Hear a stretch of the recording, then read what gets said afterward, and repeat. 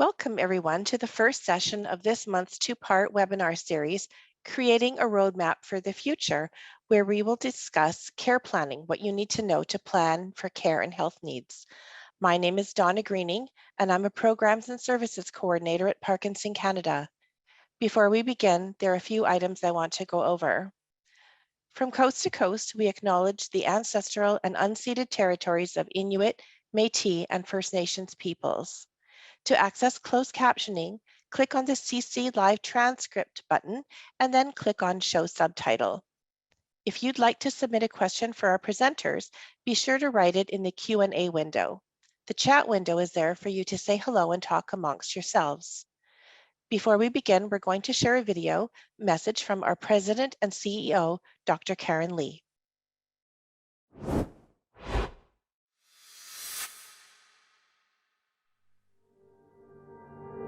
Over 100,000 Canadians live with Parkinson's. We have one of the highest rates in the world. My name is Karen Lee. I'm the CEO of Parkinson Canada. My late grandfather lived with Parkinson's disease, and I know very well the importance of family and how they have to come together to support one another, but most importantly, the person living with Parkinson's. That is why I am dedicated and committed to ensuring Parkinson Canada continues to empower those living with Parkinson's. Each year, our programs and services reach over 10,000 people. We are a community. We are here not only for the person living with Parkinson's, but their family, friends, and their care network to ensure we all continue to thrive. Our advocacy efforts are focused on raising the voices of people affected by Parkinson's. Our Parkinson Advisory Council is made up of people affected by Parkinson's from across the country. They bring a diverse background and experience, but most importantly, they provide me and the organization with advice on topics that are important to them and their community. As a scientist, I know the importance of investing in bold and novel ideas that lead to breakthrough discoveries. At the same time, bringing researchers, clinicians, and people living with Parkinson's to collaborate to push the needle in our understanding of Parkinson's disease. We invest in the next generation of researchers and clinicians to ensure that we continuously understand the Parkinson's disease and also the care management of people affected by Parkinson's. When I'm in the community, I want people to know that Parkinson Canada is with them in every step of their journey with Parkinson's disease. People often ask, when is the right time to connect with Parkinson Canada? Is it when they have their first diagnosis? Is it when their symptoms get worse? Or is it when they need more information and resources? The answer is now. Researchers and clinicians are working tirelessly to find a cure. Meanwhile, every single day, 25 more Canadians are diagnosed with Parkinson's. Our goal is to empower people affected by Parkinson's to live well now.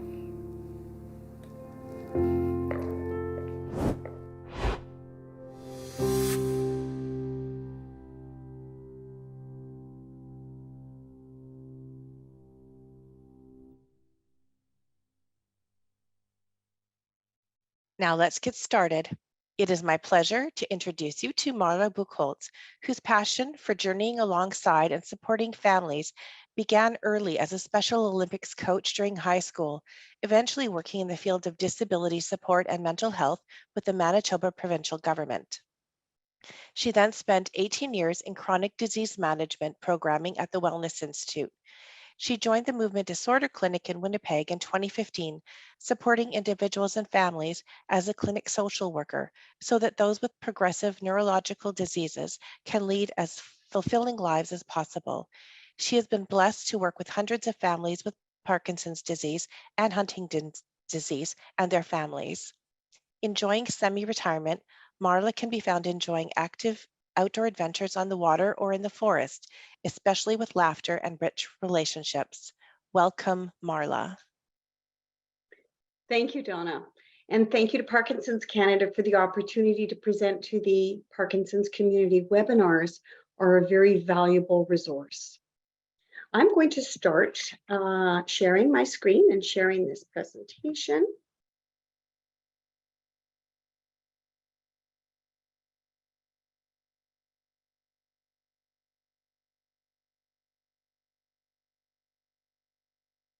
Okay.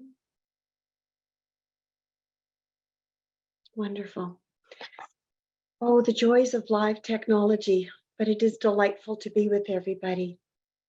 Similar to the video, I'm starting off my presentation with a caption here of my family as we were doing a Parkinson's walks, a few of them, many of them actually, as my father, who passed in 2010, had Parkinson's disease.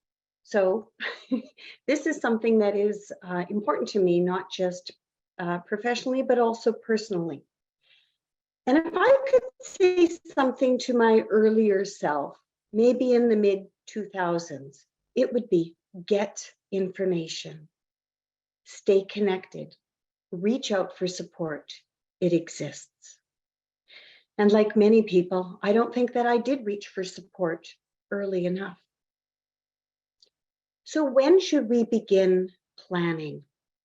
We certainly know that the best time to plant a tree, as the old Chinese proverb is, 20 years ago, but the next best time is right now. And that's what we're going to be doing today, is learning a little bit more, starting to plan, and hopefully taking this right into action. So what might be some of the things to consider when there's changes in care? As a social worker with individuals with Parkinson's disease and connecting with families, it was often during times of transition that I intersected. And that's when circumstances are changing. It might be because of work, and people may have a change of duties. Their hours are reduced. Maybe they're considering retiring or have that the retirement date is coming very soon. Housing is a big time for transition as well, for downsizing, planning for accessible space. It's not just about the person that may have Parkinson's disease, but also for the circumstances of loved ones. Sometimes children move away. There can be changes within the community or changes that they may want to consider to have closer access for resources. So considering larger circumstances may be appropriate. And of course, financial changes, whether you're on a disability income or a retirement income, that certainly can be a time of transition. And as Parkinson's disease is a progressive disease, a slow disease to progress, but progressive, each year we age, and each year our health may change. So these are all transitional times for planning. And there are some things that we can do in advance, and there's some things that we can do at any point of our journey with Parkinson's. What I have on the screen here is some of the things that we can do independently. These are some services that we can arrange by ourselves. Yard work or snow removal. I'm coming from Manitoba, so we still have snow where we are.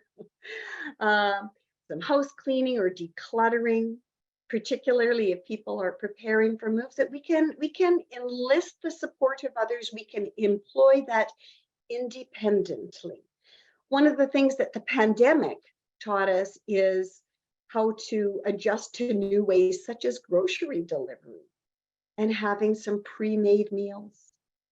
Because our energy is a finite commodity. It is a resource that has its limits. Maybe the amount of energy that is spent in going places and driving may also be limited. So maybe we could look at other ways of transporting with taxi or handy transit, maybe even considering in some rural areas, the municipality may be able to do the home delivery for mail right to the doorstep and not in a super box, or pick up the garbage and recycling right from the doorstep, not out at the end of the driveway for some. So there are many ways that we can plan for our independence and plan to maybe access other resources so that we can save our energy. This is a very important part, which is the plans that we make for ourselves, such as preparing and updating a will.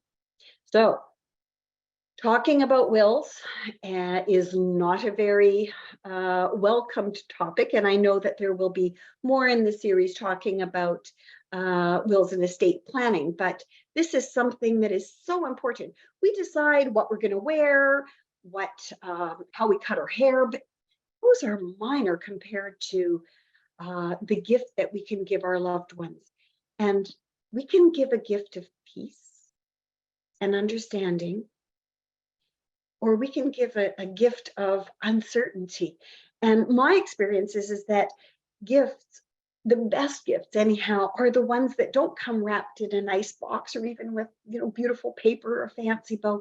They're the gifts that come from others in their heart. And when we are able to prepare for the future, organizing our documents because we live online, planning for our changes in health as we age and as the disease progresses, that is a gift that we can give instead of withholding.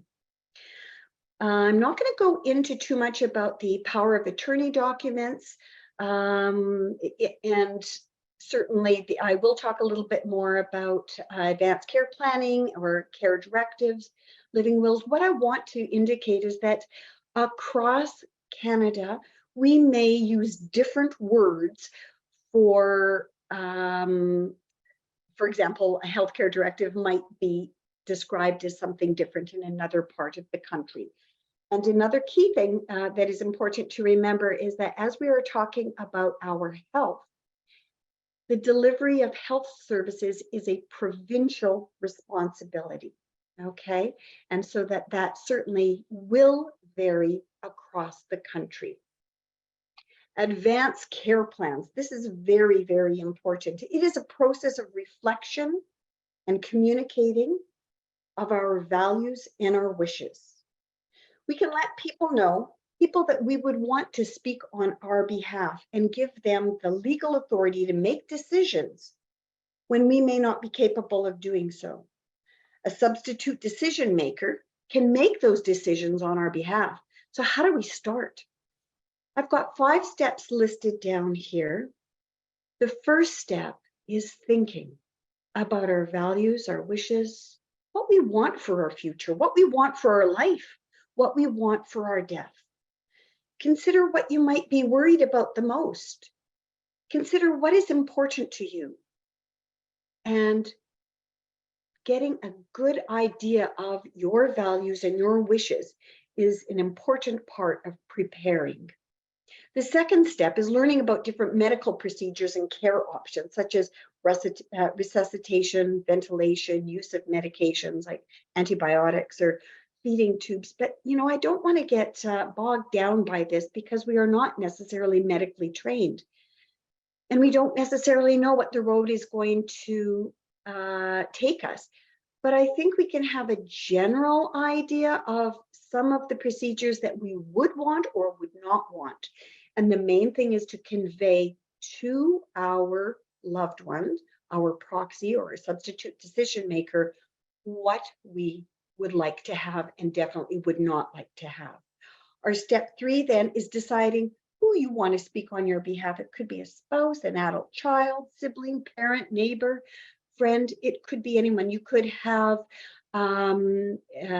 people that work together or that they can work in tandem. But it has to be someone that you trust and someone that you feel can carry out your wishes. Talk about your wishes. And most importantly, document them, write them down. And then after you do that, make sure you make copies of them and share that with your substitute decision maker. Now, in Canada, the protocols for the advanced care planning differs greatly across our nation here. And in order to make an advanced care plan, you must be capable or have mental capacity. Under Canadian law, each person is considered to have capacity unless determined otherwise. So please contact your healthcare professional with questions about capacity. That is very important. Okay. So home care. Home care, again, is a health service. And again, it is a provincial responsibility. And so there will be differences across our nation and even within the province because of their regional distribution. So each regional health authority or RHA then will be responsible for the resources that they have and how they manage them. So that is a concept of home care, okay, as a provincial responsibility. I've underlined here private home care. Private home care is something that you can pay for with your own resources independently. This is not something that you have to have approval for at all. It is something that you can contract yourself, just like you can contract for yard care or pet boarding or having dental services. It's something that you make a choice for. It may be able to complement some government services, but it is something that you pay for independently. I'm going to discuss a little bit later self and family managed care, which is a little bit different, but I did want to indicate that private home care is through agencies where you pay out of pocket, whereas public is government funded. So government funded. The idea behind this is that the services are to help individuals with health needs remain safe in their home, okay? And that they receive assistance within the community. And it is a program of eligibility, not entitlement, okay? So you need to be eligible for the services. And the services can be provided in your home or they can be provided in a different facility, like a long-term care facility. And it's important to stress that each person's needs are assessed differently.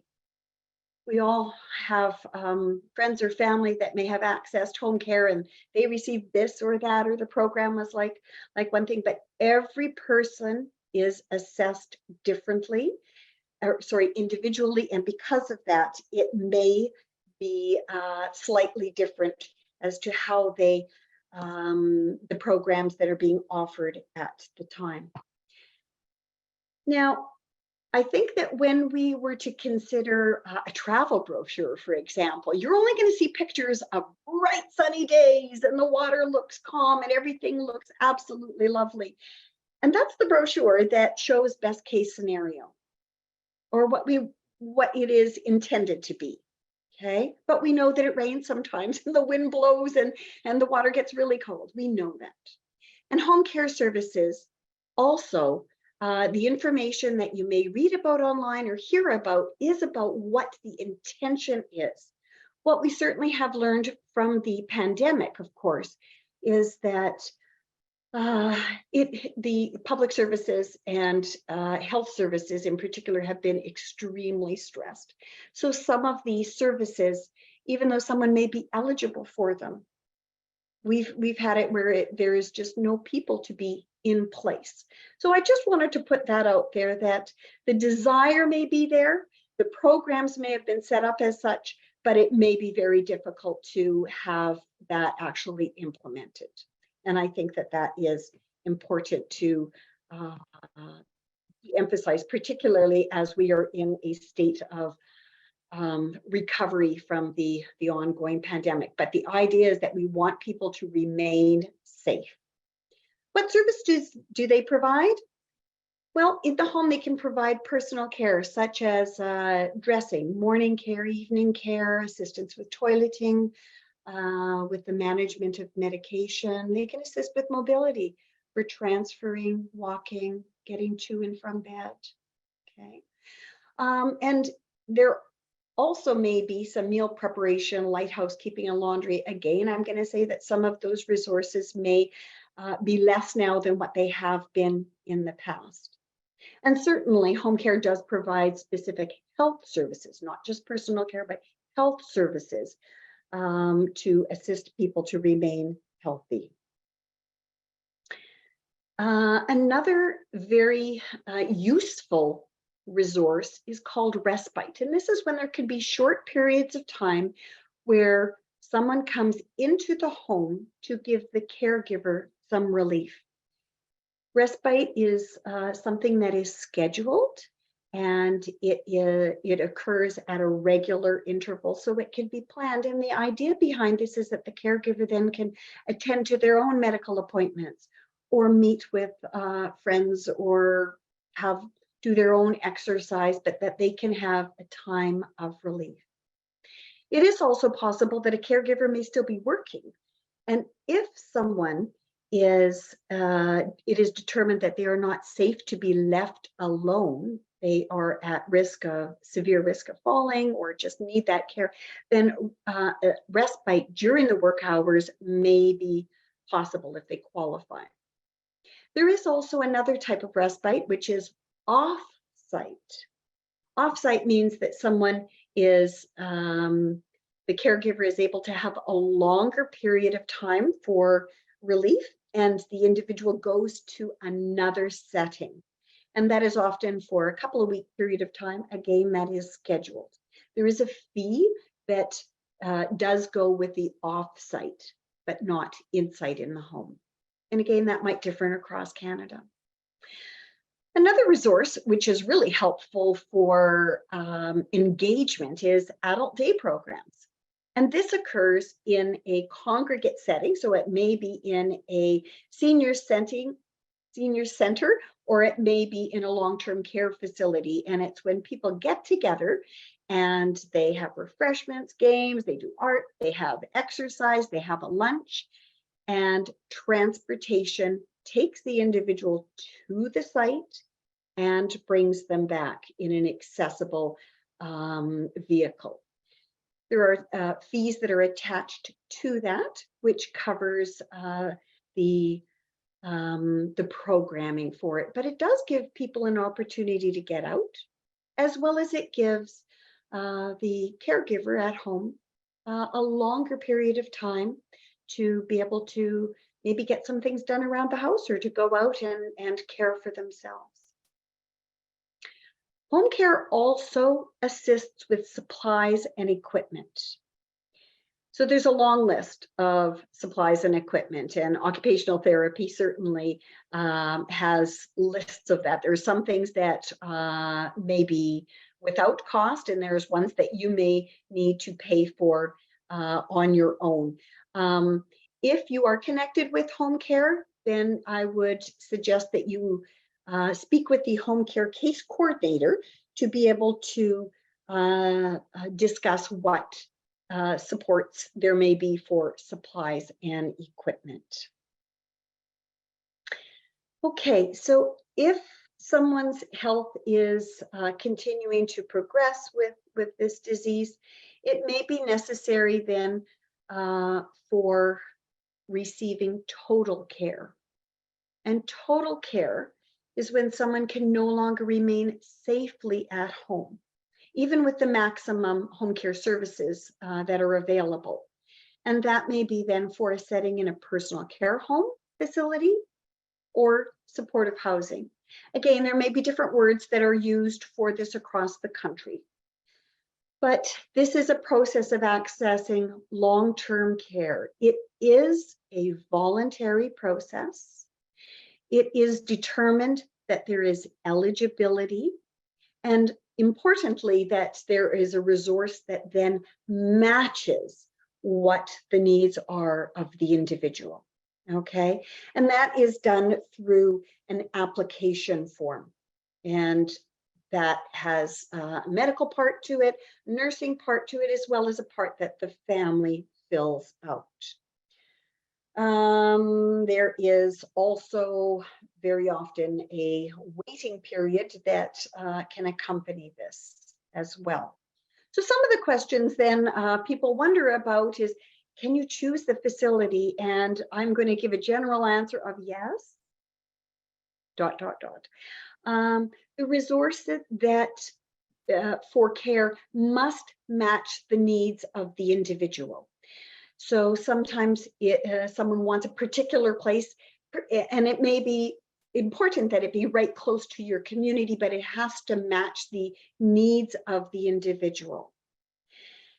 There are fees that go with receiving care in a personal care home. It is not a hospital setting. It is a personal care home, and there is a daily fee that goes with that. I've given an example here of what is the current rates in Manitoba at this time, which range between $40 and $96, and they were reassessed every year. And that range is determined by the individual's personal income. And usually it's the social worker at the facility that can review the process and answer the questions with regards to finances for a facility. Can we choose the timing of admission? Again, I'm going to say somewhat. Consent is needed for admission, and it depends on availability. So it may be in collaboration with the case coordinator and what is available. Does it happen exactly as people want? I'm going to say sometimes, but sometimes not, and that makes it very tricky. So what might be some of the questions that are important for you to consider for a personal care home? And I've put a whole bunch of different things down here because these are questions that people have asked me and that they wonder about. And some of them may be very important to you, some of them may not be. And I'm just going to say again that as we have experienced COVID and other infectious diseases, that some of these, the rules that as they had been before may be quite different. So these are just some examples about consideration for personal care homes. There's also palliative care and hospice care. These are an approach. It is a service that, again, is provided many times in the community, but sometimes it can also be provided in a health facility. It can be provided in palliative care or hospice. So it can be in your own home there. And it is a desire to alleviate suffering and provide the physical, psychological, spiritual, practical supports for the individual and the family. I also just want to make mention of MAID, which is Medical Assistance in Dying. That is a law that came into effect in 2016. We've had many changes and revisions and further changes to come about. This is, again, a resource that of eligibility. Okay, I had said earlier that I was going to make mention of self and family managed care. This is a part of the public home care program. And in different districts, it's called different things. In Manitoba, we call it self and family managed care. It is services that a family or an individual wants to have a little more autonomy over their care. So if they are assessed by the home care case coordinator as having a certain level of care, then funds then transfer to the individual or the family. You need a manager that will then do the recruiting, the hiring, and do all of the other employer tasks, like calculating deductions, ensuring workers' comp. And now some of these tasks can also be transferred to an agency or a payroll company should the manager choose not to do that. There is great advantage in being able to choose who you hire, but there's also disadvantages because it takes on another whole series of tasks to be able to be in control of. And at the end of February, we had 1,200 files in Manitoba. The other thing that we saw from the pandemic was that there was the desire for this to increase and for people to have more autonomy. And that is something that there is going to be more funds made available to this. Again, the caveat to that is there still needs to be people to be able to provide the care, and it cannot be a family member. So that it is an excellent resource, but it has to be the right match. Okay, so it is important that when we're talking about services, that it be applicable to your own individual situation. Okay, so flying solo with Parkinson's disease. I think that there needs to be special emphasis on the planning that you do and the enlisting and the building of a care team. I've listed a few, or quite a few, professionals and people that can be on your care team. Some may be easy to access and others may be a little bit harder, but these are an example of people who have been on care teams for people with Parkinson's disease. And it is not an exclusive list. I certainly have had like a next door neighbor that has been the primary caregiver for somebody and resource to them. I also want to indicate in Manitoba, we have something called an ERIC kit, which stands for Emergency Response Information Kit. And the little red dot there is something that is a sticker that can be put on the door, which gives a quick alert to paramedics to see that someone has an ERIC kit. And this is a kit that is meant to grab and go. If there is a health emergency, it has information ready to be able to take right to the hospital as needed. Other jurisdictions have got different kits that are assembled, but it's meant to be something that you can just have ready. Sometimes people have them in their pockets, or sorry, their purses, or they've got an envelope by the door if someone is a particular high risk. I know within my own family, when my father-in-law was very, very stressed when my mother-in-law had a very serious fall and he called 911. He could not remember our telephone number of, at that point, it was about 22, 23 years that we had that number. But he was so stressed, he could not. And the 911 operator then said, do you have an ERIC kit? Go and get it. I'll stay on the line. Opened it up, got the contact information, was able to contact us. We were able to respond. So having information that is handy and up to date can be very, very valuable, because we certainly do not know if we are going to have a fall or an emergency. But what we do know is that we can plan for those events. Now, this is a whole bunch of websites here, and I have provided this to Donna. It's got some information that is relevant in different jurisdictions. Some are Canadian, many of them are government, but that's because, again, these resources, home care resources, are a provincial responsibility, okay? But there are ones in every jurisdiction for that. So this is an example of where to get some supports. Lastly, I want to thank you for your attention and for the opportunity to be able to speak with us. I know that we have some questions that we will be able to address afterwards.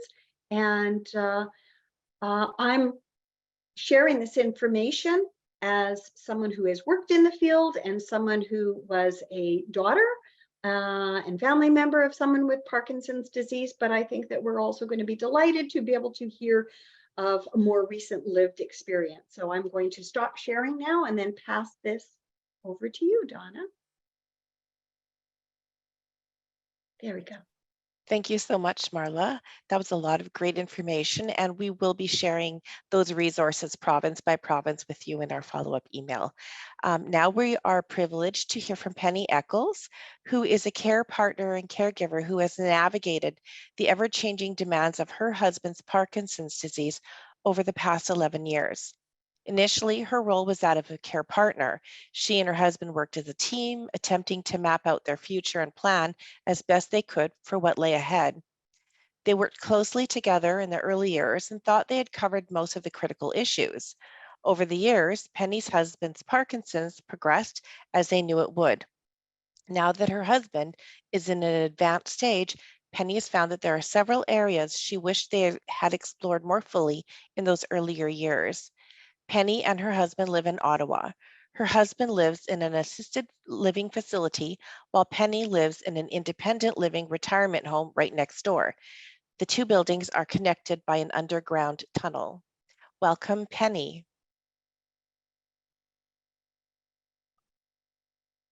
Okay, well, while Penny's figuring that out, I guess we're going to jump ahead and we'll have some questions for Marla. And then when we see that Penny has gotten her technology figured out, then we can jump back in and hear her story. Oh, where did she go? Okay, we've just moved. Okay, so just give me 1 second. Some of our questions for Marla. Could you address the question of putting the patient in a senior's home when other members of the family disagree? This is a tricky one, and it is one that is more common than I think that people might realize. But any family deciding, making a choice, where you go for dinner, what movie you see, where you go for vacation, we're all going to come up with different options. That's a given. The decision about care and support is much more important than food or entertainment. But I want to illustrate that conflict and differences are normal.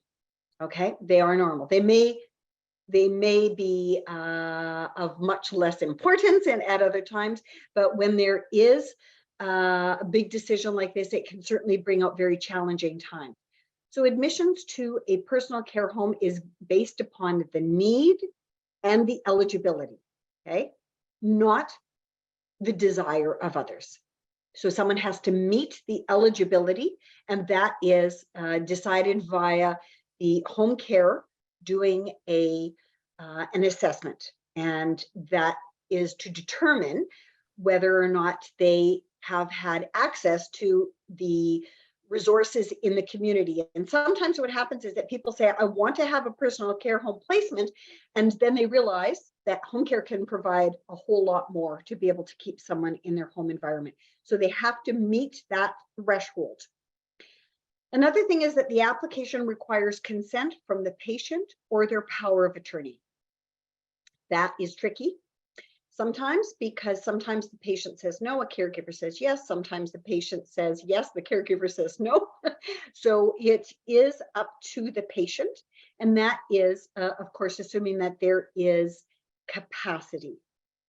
If there is not capacity, then that is something that has to be clinically tested. Okay, and that can be rather tricky because someone might say, how can dad or grandpa or mom or my wife or whatever be able to make these decisions? It needs to be clinically assessed if someone has that mental capacity or not by a psychiatrist. Sometimes the primary care physician may be prepared to do that. But other things that are really important to address is the education on Parkinson's disease in advanced stages and end-of-life care. So sometimes working together with families, it may be providing some specific information that can help the families to determine if there's other resources or to be able to access. Or sometimes if they're learning about the challenges, that they may say, okay, maybe now is the time. Providing total care for someone because of the what may be the loss of mobility, the challenges with eating, so many different things. And of course we know medication has to be on time all the time. That it can be very, very difficult. So education is a big piece. Another piece is a discussion with the family on grieving. This is a journey of change and journey of loss. So certainly trying to provide support for grieving is important. And sometimes I have found that through family meetings and discussions, about this can really help the family come on board. And sometimes I describe things as our energy as a currency. And whether that's our energy physically or emotionally, it is finite. There is only so much.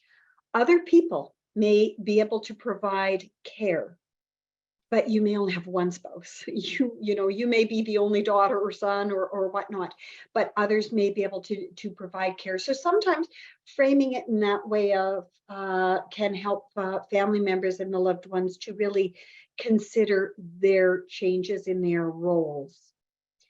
And then again, I want to circle back to the person with Parkinson's. What would they really want for themselves, and what discussions maybe happened early on? So if it is still unclear, I think looking from the support to others in the care team, the doctors, the nurse, the neurologist, social worker, home care case coordinator, which generally functions as a case manager, then can give guidance to these challenges, as they've walked this road before. So I think really seeking the support of others so that they know that the challenges that you may be facing. Okay, now someone had a question for you about one of your slides. You mentioned the appeal process, and they wanted to know what you were referring to and what does that mean. And I see that we've got Penny back, so Yeah, I'll shortly just be we'll. real brief on Yep. that one. I just want to make mention that any government service has the possibility of appealing. And there's processes to go through for appealing, and that may be for access to care. Okay, great. Thank you. So I see that we've got Penny here. So we're going to now hear from Penny. She's oh, I've already introduced her. Yeah. So Penny, if you just wanted to start sharing your story, let us know about your journey with managing care options for your husband. Well, thanks very much, Donna, and my apologies for the difficulty in getting in. It's what happens when you have a techno peasant trying to do a webinar for the first time or to participate in one. Well, we're Anyway, happy you're here, so good. Yeah. What I'm going to try to do today is describe my experiences with the ever-changing decisions that are faced throughout the Parkinson's journey. Then I'll try to outline what I think should be done differently. I'll start with our life before Parkinson's. My husband and I took early retirement in the 1990s. We enjoyed a privileged life of travel, spending 2 to 3 months in various countries, South America, France, Italy, India. It was a privileged life. Not when we weren't traveling, we spent the spring, summer, and fall at our cottage. We returned to old hobbies and explored new ones. We thought this was how our life was going to be, perhaps slowing down a bit in the future as we aged. Our forward planning was primarily ensuring that our finances were secure and deciding which continent we wanted to visit next. Then, 10 years ago, my husband was diagnosed with Parkinson's. He was 74 and I was 70. Neither of us knew anything about Parkinson's. So the first thing we did was to educate ourselves using Parkinson's-related websites as our primary sources. In the early months, we avoided support groups. I suspect we were fearful of having to confront what was awaiting us. Then I discovered a Parkinson's Canada support group for people who had just been diagnosed. This resort turned out to be a lifesaver for us. We were introduced to the Parkinson's community in our area and to others who were struggling to come to terms with this fearful change to their lives. Our early years with Parkinson's, often referred to as the honeymoon period, saw some changes to our lifestyle, but nothing really drastic. We continued to travel, but no longer made extended trips abroad. Other than taking levodopa, my husband did not require a lot of care. Our focus was primarily on trying to understand the disease and how to manage it. Our financial planning had not changed from before the diagnosis. 3 years later, the honeymoon was over. Things had started to change.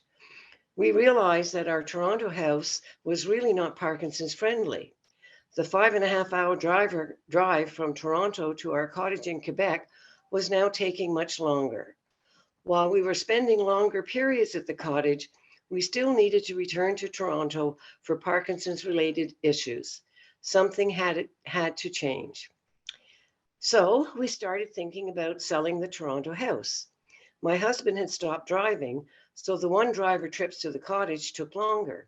Still, there was no real in-depth discussions about future care needs, just a sort of vague acknowledgement that we should be looking at making some changes. Then, in January 2016, we received an unexpected, absolutely fabulous offer for our house in Toronto, which we quickly accepted. Now we really needed to make decisions. Would we stay in Toronto? Should we move to Ottawa? We had close friends and it was only a 2-hour drive to the cottage. Should we buy or rent? All of a sudden, there were lots of decisions to make. Our decision was to move to Ottawa, rent a pied-à-terre, spend the spring, summer, and fall at the cottage, and winter in Ottawa. We never considered that a 1-bedroom, 1-bathroom apartment was really not the right choice for 2 old people, one of whom had Parkinson's.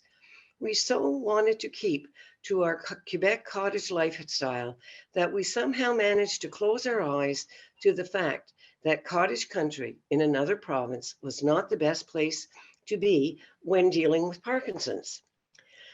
The move to Ottawa connected us to our provincial home care services, which led to an assessment of my husband's need. We were put on a waiting list for an occupational therapist, assigned a physiotherapist, and became eligible for special funding for some of our drugs. After 4 summers of the pied-à-terre model, it became clear that the 1-bedroom, 1-bathroom apartment was no longer working. Another move had to be made. We considered independent living in a retirement residence, but decided we were just not ready yet. Instead, we moved into a larger, Parkinson's-friendly apartment, 2 bedrooms, 2 bathrooms, 2 days after Ontario went into COVID lockdown. Shortly after this second move, we were reassessed by the provincial home care program. I had become nervous about leaving my husband on his own. The reassessment led to regular consults with social worker, personal support workers, provided respite several afternoons a week so that I could do shopping, banking, and sometimes just get a cup of coffee at Starbucks. Most importantly, my husband's name was placed on long-term waiting lists for long-term care. By 2020, my husband was 82 and was beginning to experience other health problems. Diabetes 2, iron deficiency anemia, and worst of all, incontinence. It was hard to tell what was Parkinson's related and what was simply old age. The next 2 years saw Parkinson's continue its relentless march forward and my husband's needs to increase. Our attempts to age in place were not working. Despite having the maximum number of publicly funded personal support worker hours, I had turned into an 80-year-old full-time PSW, was burnt out and beginning to have my own health issues. Our time at the cottage was decreasing. My husband had moved from mid-level Parkinson's, where things could still be managed, to advanced level, where full-time assistance was required. A year ago, it was clear that I could no longer manage aging in place. My husband had entered the advanced stage of Parkinson's and needed to move to assisted living. This would be our third move. He knew I was under extreme stress. However, he did not believe and could not understand that it was no longer possible for us to remain in the apartment with me as his primary caregiver. He was beginning to experience the startup of Parkinson's dementia, making discussions about the need to move to assisted living almost impossible. As I make this presentation, I am once more faced with having to make changes which my husband and I never fully discussed. We should be looking at selling the cottage, as we seldom spend time there. His Parkinson's is rapidly reaching a point where the assisted living retirement home may not be able to provide the care he needs. This would be his 4th move in 7 years. So what should we have done differently? Here's what I think. First, once you've recovered from the shock of the diagnosis, have dealt with communicating with family and friends, have done your basic education about Parkinson's disease, you simply must bite the bullet, face your fears, and start having serious discussions about the entire Parkinson's journey. Vague references to long-term care as in our future just does not cut it. Early in the journey, you need to connect with whatever home care programs exist in your province. Like everything else in the healthcare system these days, these services are overloaded. You will have to be very assertive and insist on early assessments so you can plan for your future needs. You need to talk about housing. How will your needs change as the journey progresses? Can you make choices which reduce the number of moves you make? Look at us. So far, we've made 3, and for my husband, a 4th may be coming up. You need to talk about finances. What additional expenses will you be incurring? If your spouse has been handling finances, you must become involved, because sooner or later you will have to handle this, and probably all by yourself. And you have to talk about Parkinson's dementia, the elephant in the room, along with the other non-motor symptoms, and the type of care these symptoms will require over time. None of this will be easy. If you can find a third party to assist you, perhaps a social worker, it might be easier to keep your discussion focused. I am a strong believer in support groups. Having access to others making the same painful journey, who understand what is going on and who could share their wisdom and insights, has been invaluable for me. Different support groups can help address the different stages of Parkinson's you might be going through. Reach out to Parkinson's Canada and find one that will help you wherever you are in your journey. None of us wanted or chose this journey. However, if we face our fears, we might be able to construct a map for the journey. In closing, I hope you and your partner can create a map for your entire journey, and that your detours will be few and far between, and that your travel will be safe. Thank you for listening, and apologies for having trouble getting into you. Thank you so I'm much. done. Thank you so much, Penny. That was really great. And thank you for sharing that journey and words of wisdom. We've got a question that was submitted for you, so just give me one sec. Someone asked, where is it here? How did you and your husband manage the shift in your relationship when you no longer lived in the same household? Because we were connected, we lived in buildings right next door to each other.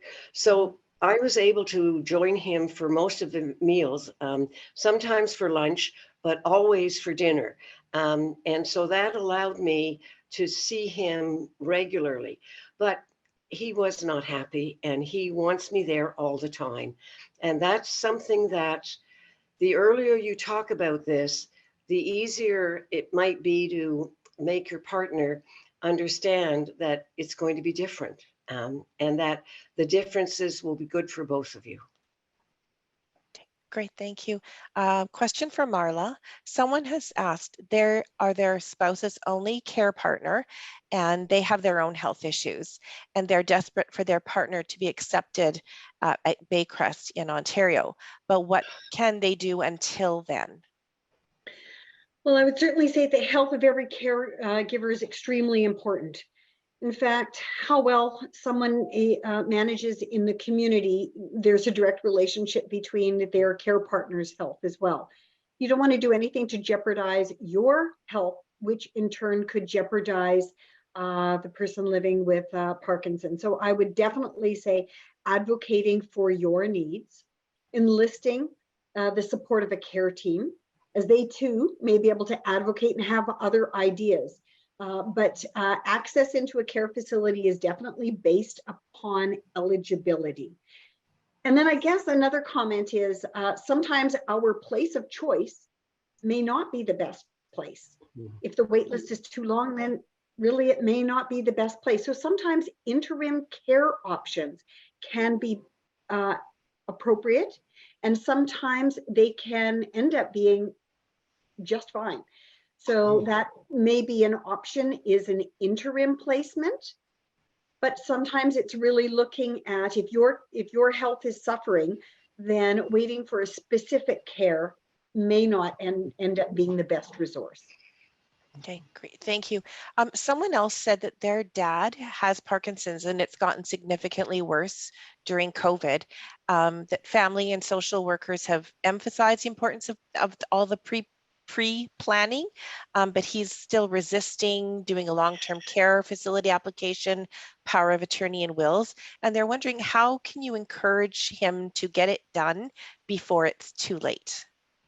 Well, I think we all know the expression that you can lead a horse to water, but you can't make him drink, right? We know that one. Can you make him thirsty? that is the big question. Our power of attorney, the wills require mental capacity. We can't get around that. The threshold for this has to be determined by a psychiatrist or a GP. Okay, that you just cannot get around that. But being unwilling is often rooted in fear. And having open discussions and scenarios of what happens when someone doesn't have a POA or a will in place, like having those discussions can sometimes be very, very helpful. But I think really openly addressing the fear is tough, and maybe accessing support from others to be able to have and that family meeting might be important. We cannot make someone do a will or a power of attorney. That we cannot do that. Things get messy sometimes if we can't do that, but things do get done. May take longer, may have a little bit more expense, maybe a lot more work, but things can get done. So again, long-term care application requires consent, which is capacity or the power of attorney. Again, maybe looking at someone else accompanying that individual to appointments, or having maybe their fear of going to a lawyer or something can be alleviated by having home appointments. Maybe that can be addressed, or even having the wills done online. But if someone is absolutely not prepared to do that, then that is their choice.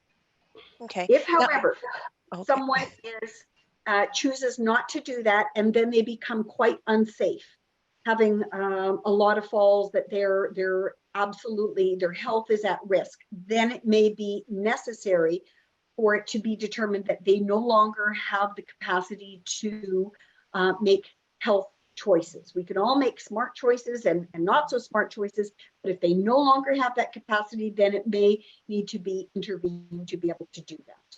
Okay. And on the flip side, someone else with Parkinson's asked a question that they made their will, their power of attorney, and the representation agreement, but it was done before they got diagnosed last year. And they're wondering if there's any changes that should be considered or advised. If you've done a good will, and if you've had, if you've been very thoughtful for that, no, it doesn't matter, because we don't really know what's ahead, right? All that we do know is that we are all going to pass. We don't know when or how or what number, but we are all going to pass. So if we are preparing documents for that, then they are often prepared without specifics. But I would say open discussions with your representative or your healthcare proxy, so that they know what is really important to you. And the things that are really important, then that they can carry that out and know that they have your blessing to do so, that they are doing your wishes. Have your documents available, sign them, make copies, distribute, discuss, so that there's no more questions. So that's something that you can do to give yourself some comfort, and either your power of attorney, your attorney, or your healthcare proxy, so that your representative, so that they can feel absolute comfort in carrying out your wishes. Okay, great, thank you. Now, someone said that they've noticed that Penny was agreeing with what you were saying about. So I'm just wondering if Penny has anything she'd like to add to those comments. We were fortunate that we made our wills. We had made the wills before he was diagnosed. Then we did some adjustments afterwards, but it's tricky. in making the first will, part of my position was I just thought I wanted to get he was reluctant to make wills, and I thought I'll just compromise on some things that are in that will and get the will made for both of us, and then I can adjust mine afterwards. But it's not surprising. It happens, right? But we have all our documents, online now. But I am anticipating that I might have to make some changes because and this is one to think of. We own property. We own it jointly. I can't change. It's becoming clear that we'll have to sell our cottage, but I can't sell it without his consent. So in order to do that, and he's saying he's not selling it. He's gonna go there till he dies. So I would have to have him declared incompetent, or try to persuade him that it's time to let it go. So that's another item to look at. If you own things jointly, it gets messy, right? And that the financial review is critical. It's really critical. That sounds like a really tough spot and a challenging conversation that you have to go through. So thank you for sharing that. Marla, someone asked, their sister-in-law lives alone and she's trying to make plans to sell her house and decide where to go next. She has no spouse or family nearby, and they're wondering how they can help her decide on what her best options might be. Yeah, trying to assist someone from afar is tricky. As the social worker at the Movement Disorder Clinic, I had conversations with people in California and Michigan and Vancouver and Toronto and Oshawa and all over, because sometimes that's where our loved ones are. So trying to establish who may be part of their care team that is knowledgeable in their area. If they are receiving home care services, then the home care case coordinator functions as a case manager and can advise the family.